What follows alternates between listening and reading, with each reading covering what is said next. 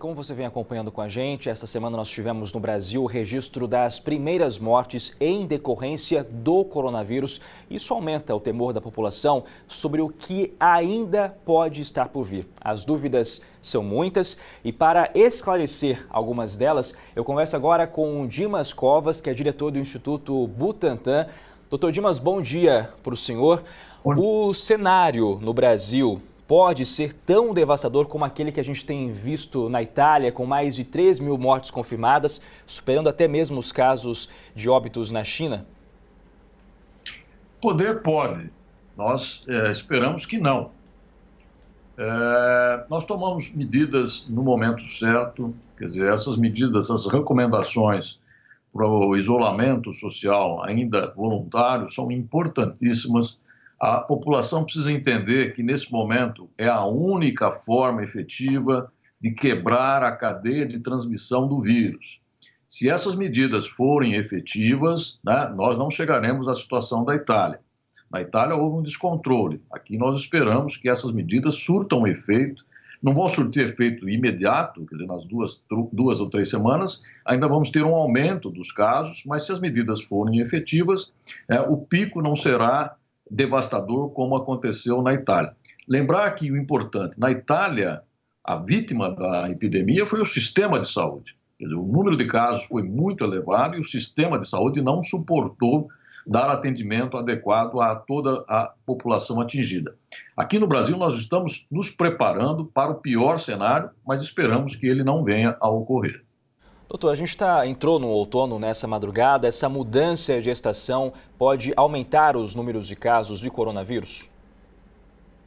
O inverno ele propicia a transmissão do vírus, não só do coronavírus, como do próprio vírus da gripe, porque as pessoas ficam mais confinadas. Se a temperatura baixar muito, elas ficam mais restritas do ponto de vista de ambiente, os ambientes são mais fechados, né? Então isso favorece, sem dúvida nenhuma, a transmissibilidade. A questão do isolamento, né, do afastamento social, ela é crítica exatamente por isso. Quer dizer, o vírus ele anda junto com as pessoas. Se as pessoas diminuem a sua mobilidade, se elas permanecem a maior parte do tempo restritas na sua mobilidade, na sua casa, na sua residência, e isso vai com certeza diminuir a própria circulação do vírus e vai refletir na taxa de infecção. A Argentina anunciou quarentena total no país. Essa medida passou a valer desde a meia-noite de hoje. E a Argentina tem menos casos que o Brasil, né? São 3 mortes confirmadas até agora. O número de casos confirmados também é menor. O senhor acha que o Brasil deveria adotar o mesmo modelo e colocar em prática esse isolamento total da população? Olha, são medidas que precisam ser avaliadas à medida que a própria epidemia evolui, né? O Brasil é uma complexidade muito diferente da Argentina, a nossa complexidade social é enorme, é diferente, a nossa população é muito maior do que a população da Argentina, então são países diferentes e nós temos que olhar para a nossa realidade e desenhar cenários. Qual que é o melhor cenário, qual que é o pior cenário, qual que é o cenário possível.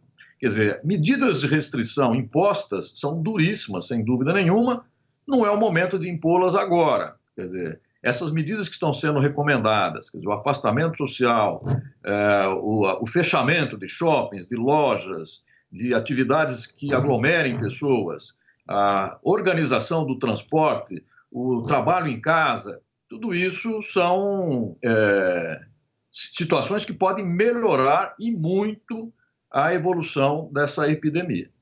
A gente tem visto um esforço muito grande da comunidade científica em tentar encontrar vacinas e medicamentos que possam curar ou tratar pacientes com o coronavírus. O que a gente tem já definido até agora? Quais foram os avanços até este momento, doutor? Olha, no mundo, a Organização Mundial essa semana divulgou um balanço inicial, são 40 candidatos vacinais que estão em fase de testes diferentes espalhados por muitos países do mundo. Quer dizer, uma vacina especificamente, essa semana, nos Estados Unidos, começou a fase de estudos clínicos. O desenvolvimento de uma vacina não é uma coisa habitual, ela demora tempo. E você faz a vacina, tendo a vacina você precisa testar em animais, depois você precisa testar em pessoas. Então é um processo que vai levar algum tempo. Uma previsão muito otimista é que nós não teremos uma vacina antes de 12 a 18 meses, né? Isso pode demorar um pouco, se for necessário a vacina, porque também não existe essa certeza de que será necessária uma vacina. Nós podemos comparar o coronavírus com outros vírus já conhecidos, como o Zika, o Ebola, por exemplo? Não, é diferente. Quer dizer, esse vírus ele é diferente. Inclusive, nós já tivemos epidemia por coronavírus anteriormente. Nós tivemos uma que chamava SARS, a outra MERS, mas esse é diferente. Quer dizer, ele é um vírus que tem um comportamento até então inusitado. Ele tem uma alta infectividade, ele pega boa parcela da população, ele poupa uma boa parte, quer dizer, 80% das pessoas atingidas não terão sintomas graves, terão sintomas de uma gripe comum, 20% dos atingidos terão necessidade de um atendimento médico, e desse grupo de 20%, ainda 5% necessitará de internação e atendimento, às vezes até de UTI. E tem uma característica especial, ele é grave nos pacientes idosos e nos pacientes portadores de comorbidade. Então, tem uma população que vai ser atingida mais duramente, daí a importância de nós retirarmos as pessoas da rua, exatamente para não atingir essa população. Todas as famílias têm uma pessoa idosa, todas as famílias têm, né, na sua convivência, o pai, a mãe, o avô, a avó. Essas pessoas precisam ser protegidas, e a forma de protegê-las é fazer esse isolamento social voluntário nesse momento. Esperamos não ser lá na frente é necessário medidas mais duras de restrição aí mandatória. Quanto tempo o coronavírus, doutor, ele sobrevive em superfícies? Esse é um questionamento que vem aumentando aí com o avanço das notícias sobre o coronavírus. As pessoas querem saber, mas ele é um vírus realmente resistente ou não? O senhor conseguiria dizer para a gente um pouco sobre isso?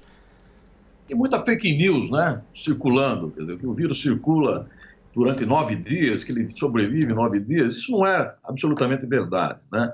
Na forma das gotículas, ele sobrevive algumas horas, e em superfícies de até 72 horas é possível que ele sobreviva. Por isso a importância das medidas higiênicas, limpar as superfícies, lavar as mãos, evitar de pôr as mãos na boca, no nariz, e se tiver sintomas, né, sempre proteger na hora de espirrar, na hora de tossir.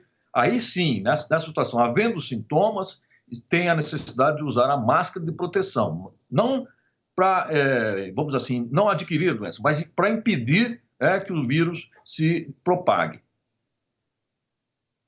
Para quem está nos assistindo agora, quais são os cuidados básicos de prevenção? Olha, o mais importante é a higiene, são essas recomendações de higiene pessoal.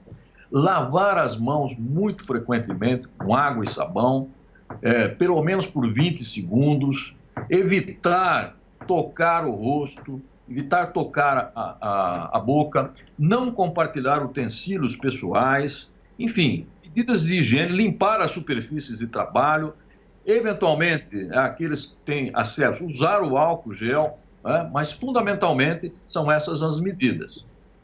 Muito bem, conversei com o Dimas Covas, que é diretor do Instituto Butantan. Doutor Dimas, muito obrigado pela entrevista do senhor aqui com a gente no Alerta Brasil. Eu que agradeço.